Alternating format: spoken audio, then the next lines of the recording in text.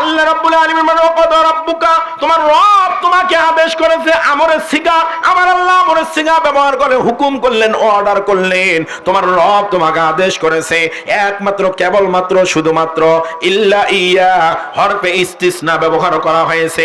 একমাত্র শুধুমাত্র আল্লাহ তাআলার ইবাদত করবা, গোলামি করবা। আল্লাহর গোলামি করার পর, দাসত্ব করার পর বান্দারে তোমার দুই নম্বর দায়িত্ব কর্তব্য হলো ওয়াবিল ওয়ালিদাইনি ইহসানা ইম্মা ইয়াবলুগান্না ইনদাকাল কিবারা আহাদুহুমা আও কিলাহুমা। বান্দারে তোমার পিতা মাতার সাথে উত্তম আচরণ করবা। ও বান্দারে ইম্মা ইয়াবলুগান্না ইনদাকাল কিবারা আহাদুহুমা আও কিলাহুমা। আল্লাহ তাআলা প্রথমে ওয়াহিদের সিগা ব্যবহার করলেন, দুই নম্বরে তাসনিয়ার সিগা ব্যবহার করলেন।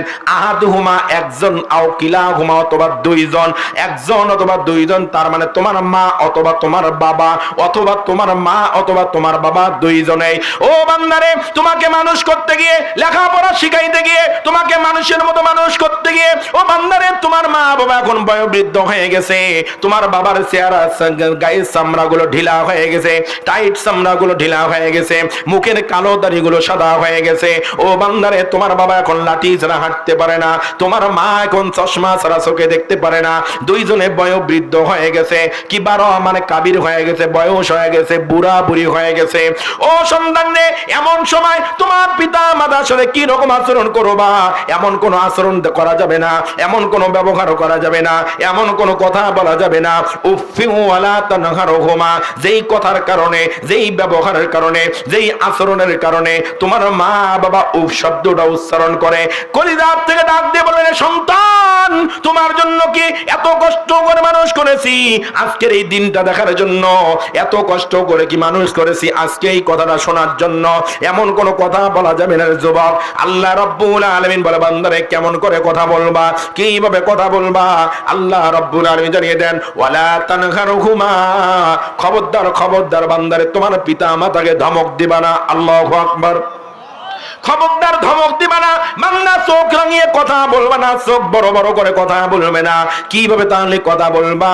ওয়া কুল্লাহুমা কওলান কারীমা, বান্দা তোমার পিতা মাতার সাথে সম্মানের সহিত কথা বলবা, উত্তম আচরণ করে আদবের সহিত কথা বলবা। জোরে বলেন সুবহানাল্লাহ। বক্তব্য কার? সবাই আওয়াজ দেন, বক্তব্য কার? এখন এই আয়াতে কারিমাতে একটা ভালো করে জিনিস বুঝবেন। আল্লাহ তাআলা প্রথমে বলতেছেন যখন লোকমান তার সন্তানকে ডাক দিয়ে আমি আল্লাহ তাআলার সঙ্গে পরিচয় করে দিল। এখন বলেন তো পিতা হয়ে সন্তানের প্রতি বাবা দায়িত্ব পালন করেছেন কি করেন নাই? কথা বলেন, করেছেন কি করেন নাই? করেছে। কার সঙ্গে পরিচয় করে দিয়েছে? আল্লাহর সঙ্গে পরিচয় করে দিয়েছে। আমার আল্লাহ তাআলার কাছে এত ভালো লেগেছে, এত পছন্দ হয়েছে।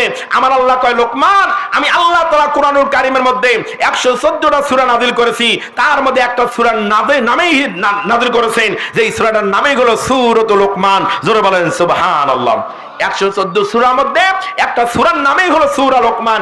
এত আমার আল্লাহ খুশি হয়েছে হযরত লোকমানের প্রতি। এখন ও মুসলমান, হযরত লোকমান যখন তার সন্তানকে আল্লাহর সঙ্গে পরিচয় করে দিয়েছে, আমার আল্লাহ তাআলা পরবর্তীতে তার সন্তানকে তার মা বাবার সাথে পরিচয় করে দিয়েছে।